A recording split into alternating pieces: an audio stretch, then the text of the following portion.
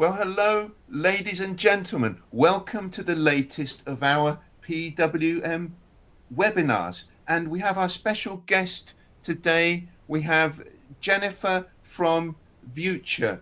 And today we're looking at WealthTech challenges for the 2020s. We're making this webinar in partnership with our technology provider, Vuture. We'll be discussing how the use of data is improving the client experience, and efficient marketing can create opportunities for wealth managers, both during the coronavirus crisis and in the post-COVID-19 world. My special guest, as I just mentioned today, to answer questions around these topics is Jennifer Miller, Global Vice President for Business Development and Operations at Vuture. We're delighted to have you with us, Jennifer. Thank you very much, Yuri. It's a delight to be here. Excellent. If I can first ask you, Jennifer, we're living through unprecedented times. Wealth managers tell us that changes to their delivery channels have been accelerated during this coronavirus crisis. Changes that would normally take years are happening perhaps in weeks. In your conversations with the private banks and the wealth managers, what are their most urgent concerns regarding digitalization? Yes, thanks, Yuri. So I think there's a number of challenges that we're seeing as a common thread amongst private banks and wealth management firms, where clients are trying to balance the experience of their teams as well as the experience of their clients while implementing and trying to use new technologies. And so the kind of key things that we're seeing is there's problems around data centralization. So, wealth managers owning contacts, but not necessarily having those in an area where other people can understand those relationships and the extent of that relationship, so marketing can easily execute on top of that. The other part of that is not just the centralization piece, but also the data quality piece. So, if you don't have it in the same location or have a single source of truth for your clients, you have a problem. The other part of that is you might have a lot of data that's legacy data that hasn't been used or hasn't been thought through, that people are now sending emails to, which is also a kind of key challenge when you get into compliance and the user experience. So if someone hasn't heard from you in 10 years, then suddenly they're getting an email that says, here's what we're doing in COVID. They're kind of like, well, why are you emailing me right now?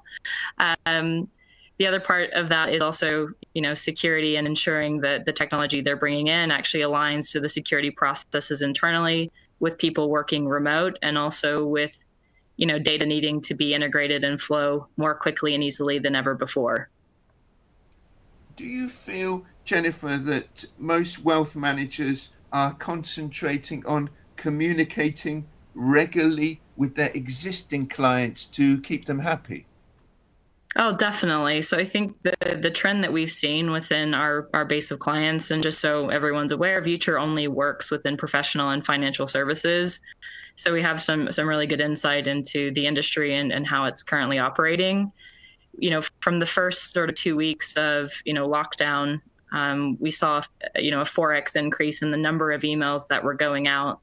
And those are everything from response to new tools and new technologies that people were putting out to support clients, thought leadership, and, with the number of regulation changes and the number of updates happening at pace, actually a lot more communications were going out. The other thing that we saw as a byproduct of that was that those teams that did not have good technology needed to react quickly. So we actually had an influx of people calling in saying, they didn't have the right type of technology to execute that sort of fast communication specific to client need. They were more doing these blasted or blanketed sends to their clients, which, trigger spam traps, can actually do reputational damage, can create issues with compliance. And although I don't think there's penalties yet from that with, GDPR and other regulations, that is it could be a byproduct.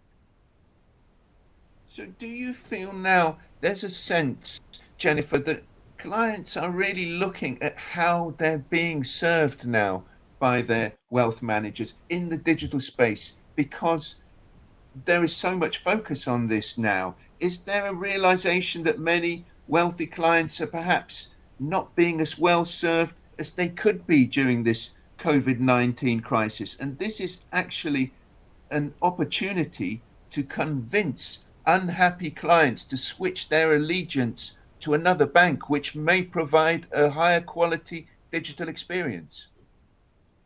I think there's always that risk, especially in times of crises. I think people in general are acting with more empathy and being patient with people, given the extreme circumstance that everyone has had to shift into quite quickly. I do think that if you take the experience before COVID and the experience during COVID, and clients say, I wasn't getting great service before, now it's really hard to get what I need from my firm, then that is going to eventually lead to shifts. I don't think it will be immediate, because people right now are still a bit fearful, but I think over time there will be shifts in alliances and people looking at new technology, or firms that can prove that they have technology or tools in place that can support them regardless of situation, regardless of being in office, out of office. And that's a real sort of trend we're seeing. People are, a lot of private banks and wealth management firms we're working with are looking for digital onboarding tools or ways to connect what's happening with email into their website, so they even understand the engagement there. So there's a lot of sort of basics that firms should be thinking about in order to prevent this from happening, because it is primarily an in-person relationship, and now it's shifted to more of a digital relationship. And if the tools aren't there to support that, it creates friction. And so the goal is always like, where can we strip out that friction and actually focus on that relationship? And I always like to think about, like, when you go into a private bank or a wealth management firm, it's an incredible experience that people greet you at the door, they walk you in, you sit down, you have an exceptional experience. You go to most wealth management websites or their digital tools, and they're fragmented, they're broken, they're not pretty. And I think that is becoming more apparent right now, where you're not getting the in-person, you're only getting the digital. We've already got a queue of questions coming in for you on the things we've discussed so far, believe it or not, Jennifer. So we've got a Q&A tab, which any of the viewers today can ask questions live on air to Jennifer, and they're coming in thick and fast. And if I am Vinit Vora, a partner with Cognacia Talent Financial Consultancy in Singapore, he's echoing the concerns of many of our viewers in the wealth management business when he suggests that wealth tech to many just means robotech. And he wants to ask you, is there an effort to use the technology to enhance advice rather than replace humans by helping us engage with clients through a variety of channels while facilitating paperless transactions? He said, you mentioned the basics that banks have to go get right. And he said, this all sounds very simple, getting the basics right. But is it right to say that many banks still have a long way to go to provide these services digitally? I think when you think about the sort of AI conversation that's happening, AI is built on top of data. And the data is built on top of how you're collecting what your clients are doing when they're with your different teams. So relationship managers, traders, different points of contact within the business. It's based on the emails that you're sending and how they're engaging with those. It's based on the continuation of that digital journey into your website, into your other channels that you might have. You might have, client portals where they have better experiences. You might not. But what's going to happen is, if you don't actually connect those stories together, your data or your intelligence is built on top of something that's very unstable and not actually aligned to. And I think the biggest break, just to that point, is like, how many firms have a CRM and how many firms use that CRM or require it as a business technology, where you're writing in the relationship data from the in-person interactions with the digital data to actually form a strategy where you can speak directly to a client and to their needs. I would say most firms are still very behind on that. And that isn't necessarily AI, that's actually data intelligence and having a good data strategy in place. We've got a vast number of questions about data in particular, and I think that's the area that many of our viewers, readers, and people in the industry are particularly concerned about. And Malik Sawar, he's head of the K2 Leadership Consultancy in New York, and he's a former senior Citi private banker. And he's asking, there are firms that are really good with data, the big techs like Alibaba, like Amazon. Are you expecting them to move into the wealth management space? And if so, what will the implications be for the traditional banks and the way that they use data? I think you can already see some of the shifts with these newer sort of financial tools. If you take Raisin, which is a German company, but they're using data and partnerships to service clients much faster and at scale. If you start to take those more innovative companies and put them into financial services, they have partnerships, they have a different model. They react a lot faster based on collecting large amounts of data and pushing it into tools to help evaluate that, like BI tools or data warehousing, et cetera. And what that will mean is that it will be harder for the more traditional banks that have more red tape to actually keep up with that. So you have one side where you have companies that are willing to partner, willing to open up, willing to react and use data very quickly with systems or with banks that have old systems, legacy tech, very locked down procedures, which again provide people safety and security. But when you think of the generational gaps in terms of your client base, that will evolve and change very quickly. So I'm not sure if I answered that question directly, but I think that, if you take just a sort of foundational thinking, which is if you take your core client base, do you know who they are? Do you know what they're engaging with? And do you know how frequently? And can you look at trends in that? Because that's where, if you just ask those simple questions, then you'll understand where you are in terms of where you need to get to be seen as a more innovative financial service institution. And there are two aspects here, Jennifer. There's the core client base, which you refer to, and I'm sure we'll come back to those. But there's also the new clients, which the banks are looking for in terms of prospects. And wealth managers are always monitoring new sources of wealth to attract clients, often in various entrepreneurial industry sectors. Can technology players such as yourselves set up the systems to help private banks and wealth managers mine publicly available data to help them more effectively target these potential clients? Yeah, so I think from Vuture works primarily with, we're a marketing technology company that is working with the data that you have. So we're not actually mining data, but we're helping connect data into a single source of truth, which is typically a CRM. And so when you think about that in application, that can be the email engagement data, that can be, digital portal data into website data. And that will, by just linking those things together, you do have a better foundation for, again, having digital conversations with clients in the same way that you have in-person conversations with clients. And you can actually start to deliver a bit more of a personal experience gradually with that approach. So I think from a sort of, general view, it's just trying to think about what is the simplest way to make sure that I can talk to my client the right way, regardless of the medium or channel that you're using. And is it vital, Jennifer, to collect data from clients for compliance purposes? And if so, can we turn this mechanical collection exercise into more of a client engagement opportunity?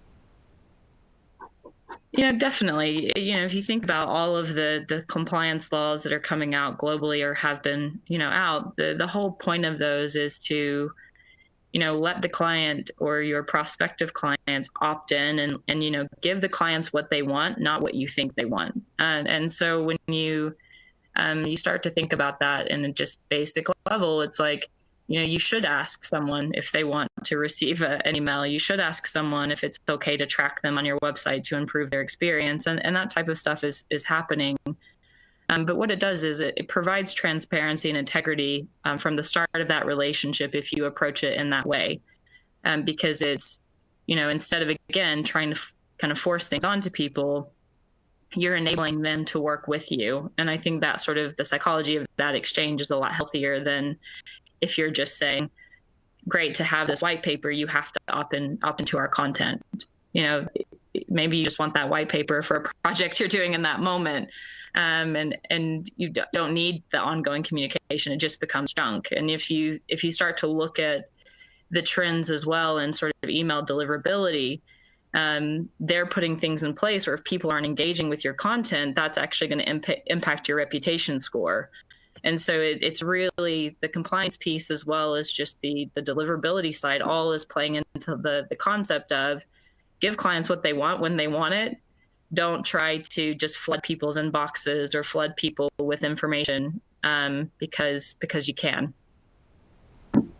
But you mentioned the importance of the effective marketing earlier on, Jennifer. Have you seen banks using behavioral data to then create a more effective marketing message which can help boost the firm's return on investments?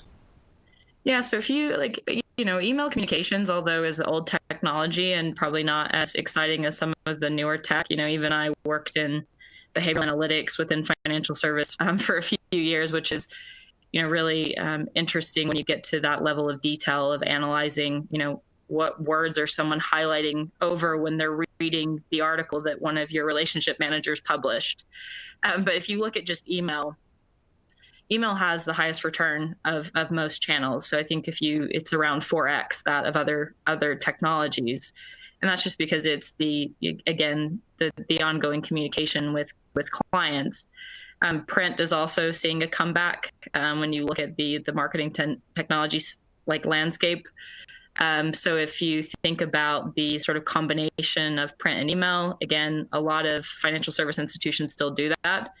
It is actually still best practice to do that. And so the thing about, sort of the email communications and the return side is that you can see a great return, but also it's just back to your earlier question, Yuri, of what channel do people want communication?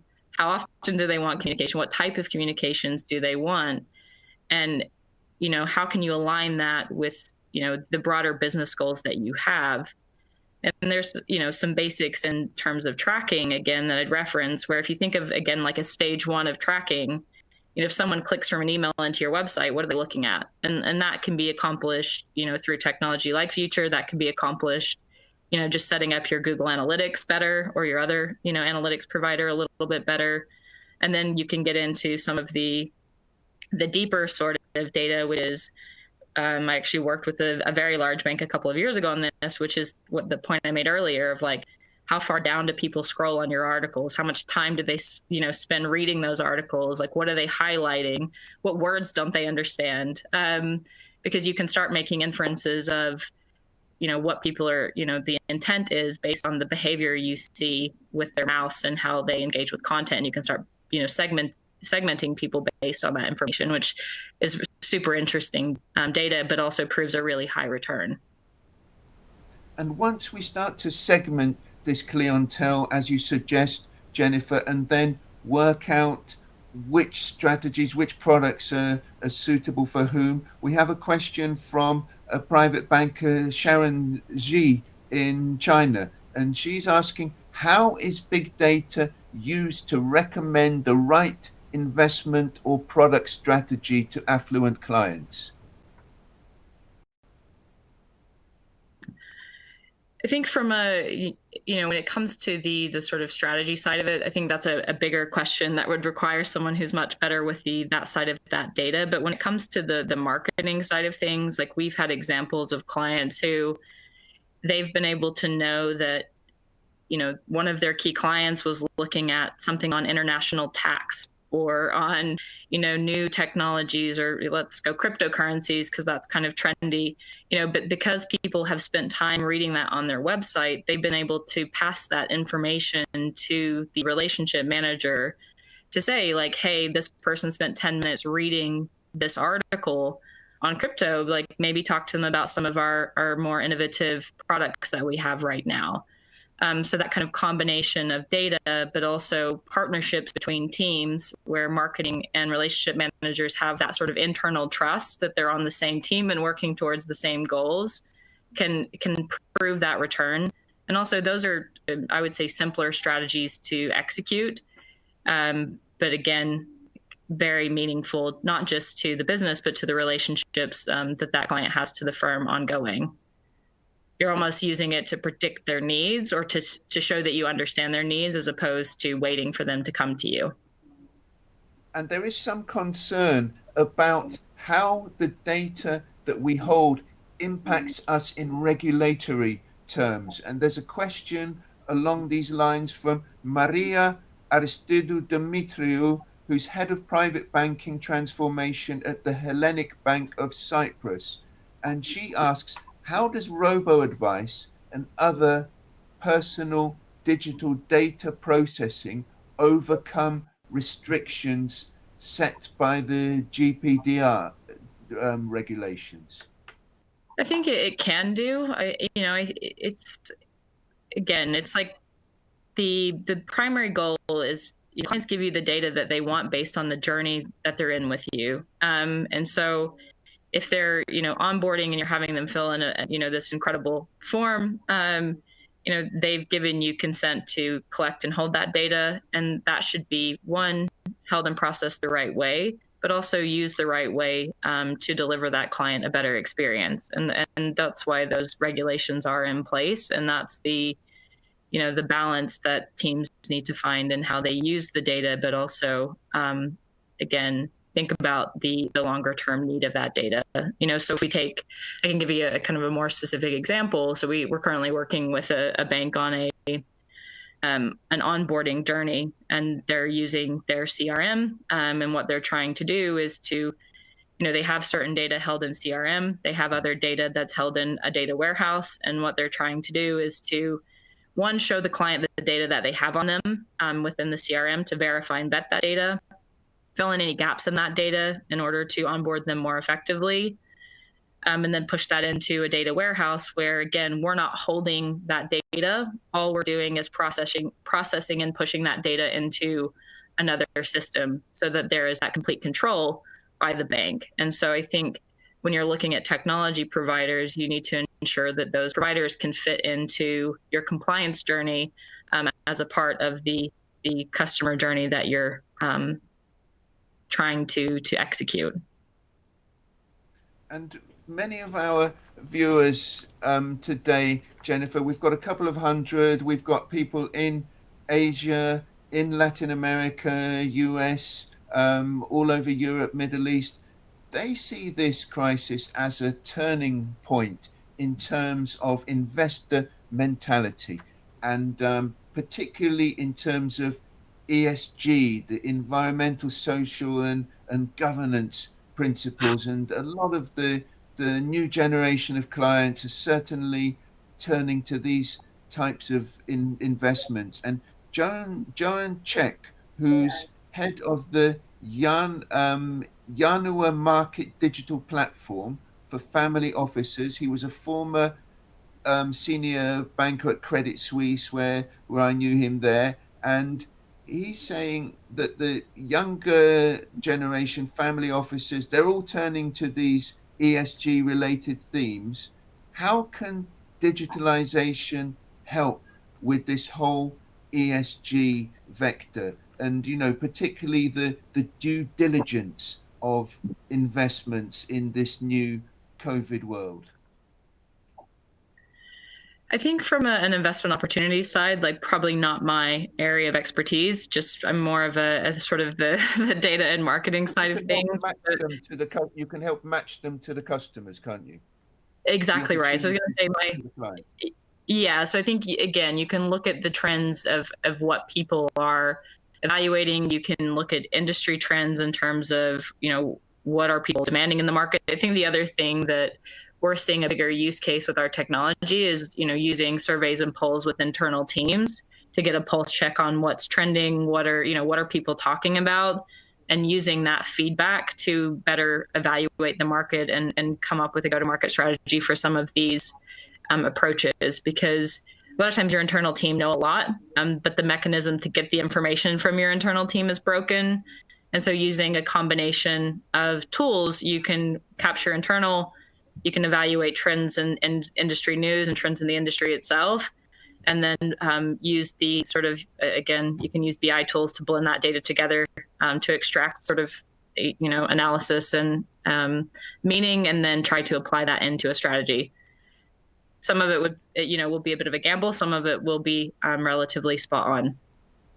And I've got a wonderful question from a consultant, Annette Pazur at BCG, which I think would really sum up everything we've talked about so far.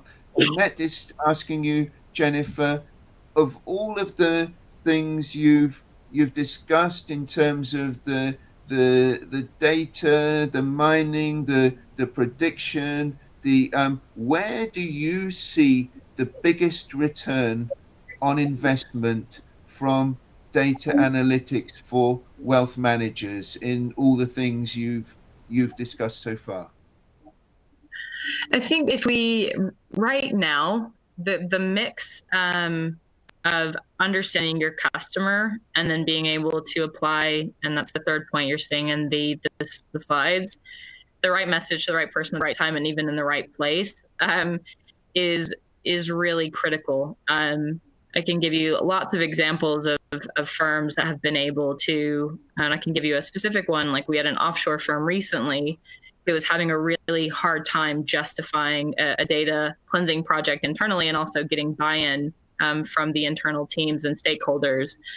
And so what they were able to do was to, one, implement a sort of data cleansing approach, very foundational sort of steps. I always call it, like, you have to clean out your closet at some point, like we all do. And like, there's things we hold on to for no reason because we haven't used them in years or worn them in years. But like the idea is that you have to, make those decisions. And that's where you probably need a board of people to support, and that like someone might want to keep something because of an engagement 5 years ago. But, having that sort of a data board internally will help with, cleaning out and making those decisions where there might be a disagreement or misalignment. So I think first, by doing that data cleanse, they were able to see an increase in open rates in their emails, which makes sense if you decrease the number of people you're sending to. But the bigger piece of that story is that they saw a 26% increase in the number of clicks. And what that means is that they were able to segment and apply the right message to their clients so that they were going into their website and actually doing a next action. I think one of the biggest things that happens with marketing is that everyone talks about customer journey and digital experience, but most of the time they don't actually execute that. They execute an email campaign that stops at an email. They execute an event campaign that stops at a yes or a no. And so the big thing that I would say is that the biggest ROI comes from thinking ahead of your clients and always giving them a next step or next thing to do so that you keep engagement. And that's both with the existing key clients as well as the prospective clients. I think it's just an easy takeaway. Like, when you create a campaign or you have a meeting with someone, like, what is the next thing? And that sort of thinking gives a big return. And I can share case studies, I can send stories over on that, but that to me is where the whole sort of story with data, with clients and with your sort of relationships comes into fruition. And are there any, as we near the end of the first part of our discussion on data compliance and onboarding, are there any other key takeaways that you want to share with us, Jennifer, before we move on to the second half about the evolving relationships? Yeah, I was just gonna say, I think, the other part of this is like, use a mix. I referenced this a bit during the panel, but, print can still work. Print's growing again, which is, I think, is quite interesting. Use different digital channels, use onboarding portals, think of the in-person experience that you want and you have. And then to do that, what are the underlying data sets that support that? And then go through the process now where maybe you have teams that have time to evaluate that, like go through the process of figuring out the gaps and then figuring out the technology or the person or the process that will help fill in those gaps. Because I think technology tools and a lot of the teams at technology companies know a lot about the ecosystems you're working in. Get a bunch of demos from a bunch of different providers and see the ecosystems and the way that they're connecting those stories together. And it can just be a really good exercise for you to understand more the art of the possible when it comes to the data story. But it's fascinating to see some of the power dynamics around these areas in the private banks themselves. And if we're looking at the various factors, the financial and the emotional, and we look at the meaningful conversations which some banks are trying to have within their ranks, which functions hold the biggest sway from the clients you talk to? Is it the chief technology officer or the head of marketing? I think when it comes to the sway, I think that we're seeing a lot of these decisions being either driven from the technology teams because of the focus on the data and the integrations and connecting that into the different systems, with marketing being a key partner. However, I think the best examples we see are where there is a combination or a partnership approach where marketing and technical are working together based on the outcomes of both departments and scoring and evaluating technology that aligns to that bigger business goal. But it's shifting because I think when and I think that's part of the problem is that, sometimes it can sit with the tech team, sometimes it can sit with the marketing team. And because of that, it also makes it easier to pass the buck. Whereas, CRM is sitting with tech. We can't get the data from CRM, so marketing will just do what they want to do in order to get things done. And so I think the CEO is a really critical role as well in terms of using them as a sort of a figure piece in these decisions to help get the teams to work together, because everything has to come, kind of top down and bottom up in order to be effective with change management.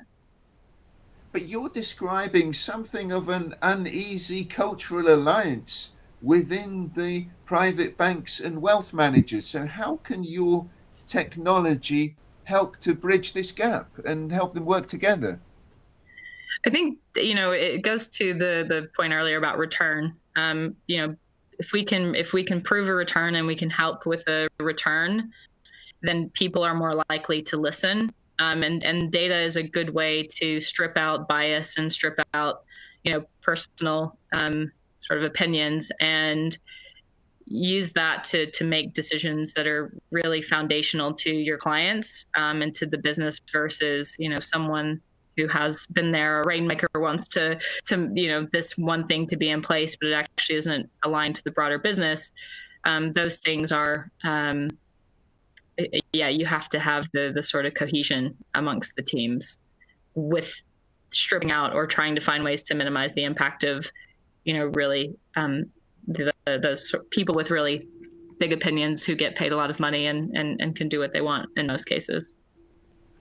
Now, I've got a question about this kind of cultural conflict, and it's a tough one, but it's Marcus Noth, who is a behavioral science lecturer at the University of Hamburg, has sent this one in, addressing specifically this cultural conflict. So you can see this a senior academic, you can see it's going to be a tough one. And he's saying, how do you view the interaction between behavioral science and machine learning? He's saying, can big data really predict behaviors? Or is there a much more complicated equation here where we must first better understand behavior in order to use the data more efficiently? So he's saying basically, is it too basic a belief that big data will answer all of our problems? Yeah, I think that like, this whole concept of big data is like you can capture all the data in the world, but if you don't know the direction you're trying to go with it or what its use is for, then what it becomes is unmanageable. And behavioral data is, I think, tricky because you're taking individuals and you're trying to apply segmentation or broader grouping to people based on what you're seeing there. I think that the benefit of it is that, at least in my view, and why the integration between technology and CRM, which is, CRM is the holder of the individual in most cases, and the individual relationships is so important, is that by having the individual relationship data combined with the digital data, what you then can do is you speak to the individual and the different nuances in the relationships. And that too is where big data is super impressive and is going to make a massive impact, because it translates better one-to-one relationships. And so, although yes, when you get into the behavioral element, you always remember that you're speaking to individuals, and we are as individuals, we are nuanced beasts. And so the sort of thinking to me is like, the better we can get at understanding the individual, and then that individual into a broader organization and company, and again the nuances of that, the better outcome we'll have from using data and supporting business goals. But I'm really into the behavioral side of things as well, because if people trust you and they feel safe, and that's you as an individual or you as in a company, you'll get a lot further with them and be able to sell them more and build stronger relationships, all of the things that you're trying to get from a business, by thinking of it in that way. That's a great answer, Jennifer. I think you've really got to the crux of the issue here. And I'd also like to ask you, because this is very much a black swan event, the COVID-19 crisis. It's caught us all by surprise. There's very little time to actually make decisions when deploying technology.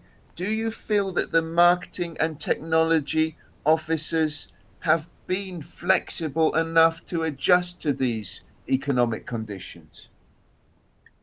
I would say anyone that's on this webinar, I'd say everyone could say yes and say no. I think we've had some firms, and even ourselves, where certain things have been super smooth and it's been really easy to execute on. I was actually on a call with a chief business development and marketing officer recently, and just asking for some feedback in terms of the market. And one of the things that she relayed was that because of this situation, they've realized how broken their technology was when it comes to connecting together their client data, but also connecting together their teams, because everything is, to your point, it's been siloed. You have decision making on key technologies for a business coming from one department, and then when you need it to connect together, that hasn't been thought through. And so the sort of shift, I think, that will happen off the back of this is that I think there will be bigger business thinking when it comes to integrations, when it comes to technology. You see more banks moving to sort of single technologies versus going for best of breed technology, meaning instead of trying to buy 6 different technologies to accomplish a goal, if you can find a vendor that can do 70 to 80% of that, that's better from a risk and compliance perspective. That's better from keeping the data together perspective. And that is definitely something that we're seeing a shift even before COVID, but even more so now. So, how can you make things easier? And we have a question about integration, about consolidation from Kim Cornwall. He's a Middle East-based consultant who trains relationship managers. He was previously a senior private banker at Barclays. And he's saying, do you feel the COVID-19 pandemic will accelerate consolidation in this digital wealth management space? And will some participants now fall by the wayside? Yeah, when you say participants, are you meaning like technology providers, or are you meaning actual wealth management firms and I banks. think he's talking about the wealth managers themselves.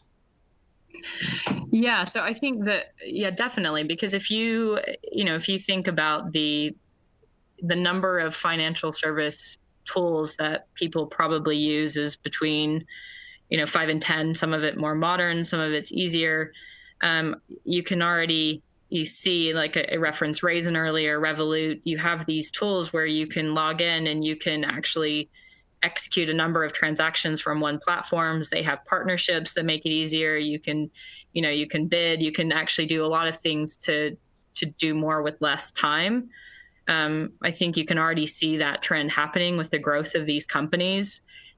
I think that, even with some of the firms we're currently working with, they're trying to, get apps and get things in place so that they can start to compete more effectively with these. But it, again, is more reactionary versus that proactive thinking that, really fosters innovation. And the UK investment platform market, a very digitally driven area, is that something you've looked at all, Jennifer? Because we're building different platforms that are integrating this data together, so we have different feeds of some of these investment platforms that go into our solution. I think Yeah. the big story with these is, again, how do you consolidate all of these different tools and platforms that you might be needing with your teams, but also that your clients might want to see, in order to, again, provide them a simplified experience with the number of options that are in front of them. So I think from a user experience perspective, it's just how can you consolidate and how can you build or prove value in what you have, with all the different tools that you're using, but again, in a simple way. So not trying to show everything. I actually wanted to follow that up because we've had a question from a consultant, Joachim von Hallas, based in London, but he's got clients across Europe, China, and the Middle East, and he's asking specifically about this UK market with the 300 or so participants, and he's saying, I mean, there's been regulatory interest in this from the FCA as well, and he's saying, will the acceleration of disruption and potential consolidation, particularly during COVID-19, really affect this market? Do you expect there to be a lot less UK technology platforms after this crisis is over? I don't. I think that, like, maybe there will be a shift, but I think from a general view, if you take the marketing technology landscape thing that comes out, I don't know if you've ever seen it, but it's this massive, like, slide that shows all the different companies that are operating in a space, and it's growing between 12 and 25% every year. And so when although yes, certain technologies will kind of come, or there will be acquisitions where different players will be rolled into different groups or partnerships. I don't see there being a stop. I see there being a shift.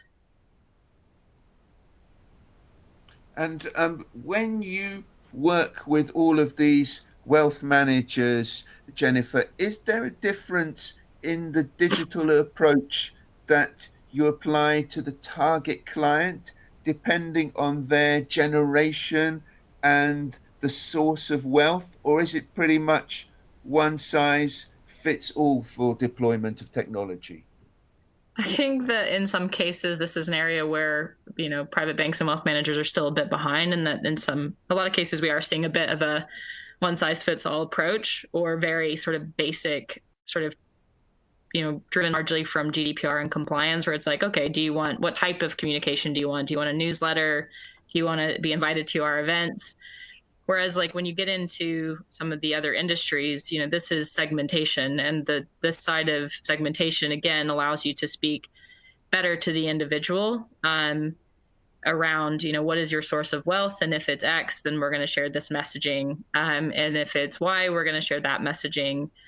You also see a lot with, bigger sort of banks as well as e-com and retail, where you test those messages. So a lot of the sort of firms we're working with don't necessarily have the volume to support some statistically sound testing. You can still test and make see the results and try to continually make better decisions from that. But I would say that if you aren't using basic segmentation, that's an easy thing to start doing, which is, what are your clients interested in? Do you know? If not, that's an opportunity to evaluate where you are right now.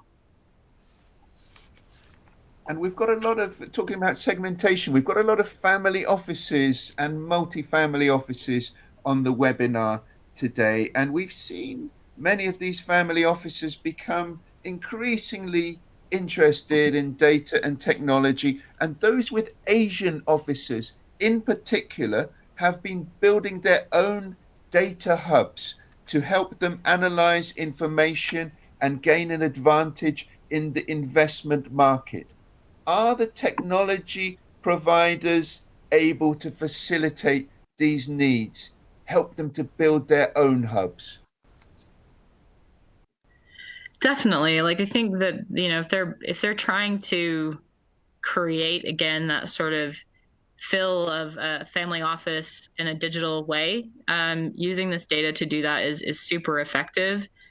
We are seeing more firms that are launching, client portals, exclusive content, exclusive trading advice. There are these opportunities to, take the network and the clients that you have and to build them more into your network and to build closer, stronger ties.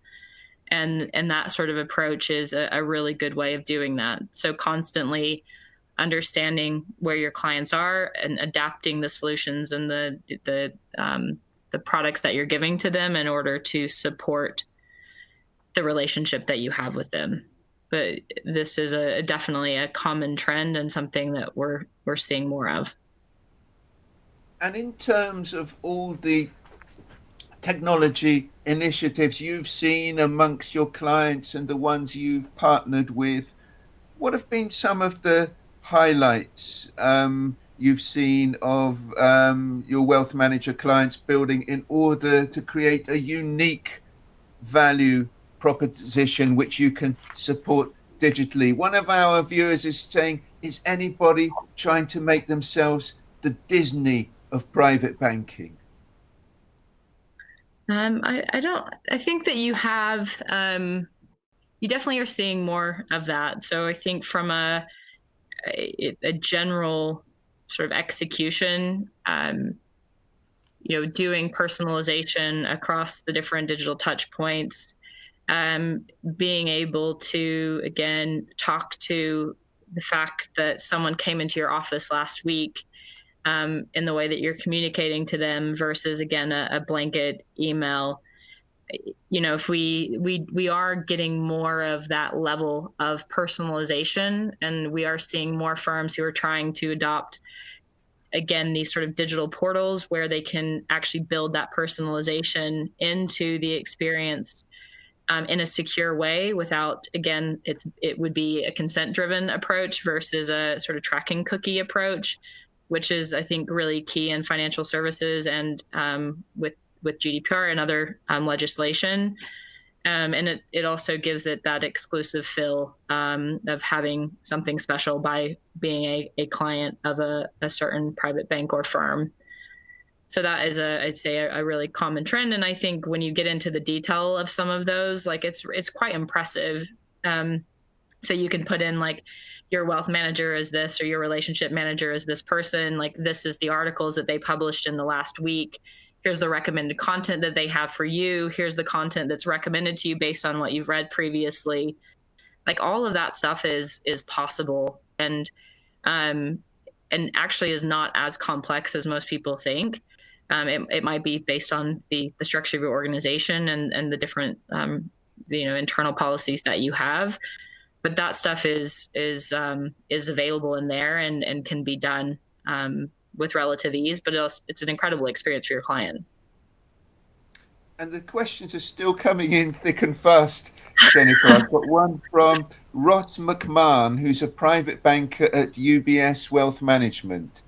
And he's asking, do you see data aggregation solutions as a threat or an opportunity for wealth managers? I mean, I'm a data person, so I'm always going to say an opportunity, because I think with, a lot of times in the past you've made decisions on gut, or what you think, and it often works, which is why many of you have been so successful and are successful. So I think that the or gut, or just kind of your intelligence or your understanding of the industry, but I think that the data story is just so much more compelling, because it gives you the kind of reality. Again, then that's the thing for me, is it gives you reality, and it gives you something to interrogate. It also gives you something that you can measure and improve on. And you don't have to do it perfectly from the beginning. Small steps typically will give you very big wins, especially if this is something you're just figuring out. And that to me is super exciting, and why I like working within professional and financial services so much, is because you can be super consultative, but you can also give people, some sort of basics when it comes to using data, and they see very big returns. So we've got a question from another family office boss, Didier Dure, who I know well, who used to be Chief Investment Officer at ABN AMRO Private Banking, now head of the Futuring Strategies family advisory business, is saying, can we study the aggregated data and behaviors of retail clients and then apply this to private banking clients? Oh, definitely. And I think that that's where you can see some of the private banks going. They're trying to, they're going through the process now of figuring out connecting systems together in order to execute this, because I think a lot of it has to do with legacy tech and also internal teams and culture. But we definitely are seeing that shift. And as that shift happens, we'll see more of these more e-commerce or retail type experiences being built into private banking or wealth management. And another family office boss, Charlotte Thorne. Many of our readers and viewers know Charlotte because she was a UK government advisor, and then she set up the Capital Generation Partners family office. And she says we need to meet managers, asset managers, and spend time with them in person before we allocate money to them. Also, our clients want to meet us and spend time with us before they allocate us any money to manage. How will this work in a new socially distancing world where business meetings are held remotely? I think you're probably seeing it now, and this is where we're seeing a bigger need for apps and portals and tools to help facilitate these types of relationships, because people need the trust. I think that's a big part of the in-person interaction, is that you get the experience with the individual, you build trust, and you build a relationship, and you feel like that relationship will provide the success needed. And I see that we are out of time, but I think, there will be better ways of building these digital relationships, and we are seeing it happening. We're also currently innovating our own roadmap to build more technologies to support these types of relationships digitally. But then the other part is, once we do go back where we can have the in-person interactions, to also support the in-person interaction and getting the data from those interactions from the wealth managers into a single source of truth. And I think that, this sort of shift, although is hard and is a big shift right now, when things are, going back to a bit more of a new sense of normal again, there will be better tools, and I think it will provide better experiences for clients. And Jennifer, as you say, unfortunately we are running out of time. I think we've answered about 23 reader questions, and we've got another 15 or so. Unfortunately, we can't answer them all. But would you like to share some other key takeaways with our viewers around the lessons of evolving relationships in wealth management, particularly around the marketing elements? Yeah, I think the big thing is we are going to share a white paper around to try to add value, but I'll just go to the last point, which is, I'm a firm believer in that you don't have to do everything, but you can just pick one thing that you're going to try to implement when it comes to the data, and try to execute that. And that might just be like, I just want to see what the gaps are in our data and try to get those filled in, because those types of, those little kind of one thing and those changes, again, give you that foundational knowledge and foundational approach that will enable these bigger digital transformation strategies over time. So that's, I would say, my big takeaway is just really focus on what you have and where the gaps are. Well, Jennifer, I'm really grateful to you for sharing your time with us, for sharing all these insights with us, for answering all our, well, most of our viewers' questions. I think we've had a fantastic discussion today. We've covered a lot of ground, and I'm hoping that we carry on this discussion in person at our live events after this crisis is over as well, and we very much look forward to seeing you at those in the US and Europe as well. And I'd particularly like to thank all of our viewers today across the world, across the US, the UK, all of Europe, the Middle East, Asia, one or two in Africa. We've had a handful of banks in the Caribbean as well, and wonderful discussion, wonderful questions. I apologize profusely to those people who we haven't been able to answer your questions, but we've got more of these webinars planned, and hopefully you'll come back and carry on the discussion with us. And I think the most important thing is, whether we're online or in person, that we all keep talking to each other and keep the discussion going. Jennifer, thank you very much, and Thank you, thank Yuri. you also to all of our viewers. Thank you. Thanks, everyone.